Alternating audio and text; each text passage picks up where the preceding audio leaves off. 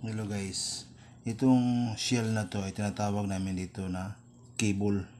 Napakadelikado to guys, sabi nila. Mabinom to guys, maganda sa tingnan. Napakadelikado daw to, sabi nila, kasi may parang karayom daw na lumalabas dito sa buntot niya, tapos tumutusok doon sa katawan mo. Pag nakatusok yan, naku, mabinumos daw to, sabi nila.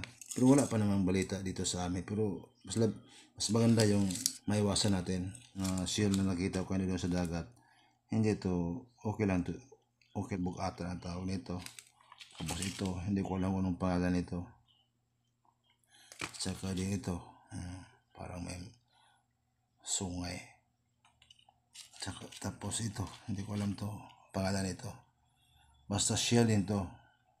Isa din to sa mga kinakain at nakukuha ko. Ito yung karaniwang nasa aming karagatan. Ito yung tinatawag namin taktakon sa Bisaya. Yan.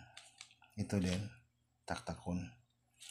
At saka ito tawag namin dito sa amin lang, kibol. Pumunta kasi ako ng dagat kanina. Ito sa amin is paya-paya. Ang tawag ito sa paya-paya.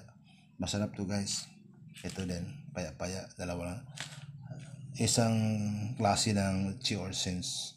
Pero hindi katulad doon sa tuyom na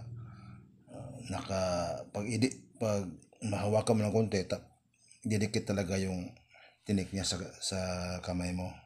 Ito hindi. Ito din, ang tawag ito dito sa amin is siyok.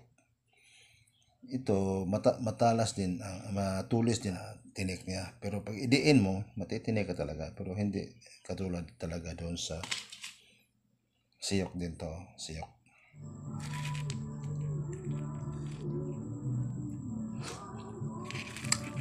Sarap.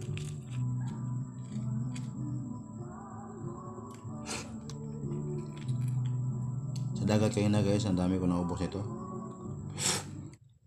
Masarap tong paya-paya guys, kasi sisip-sipin mo yung kamay mo. Sasarap.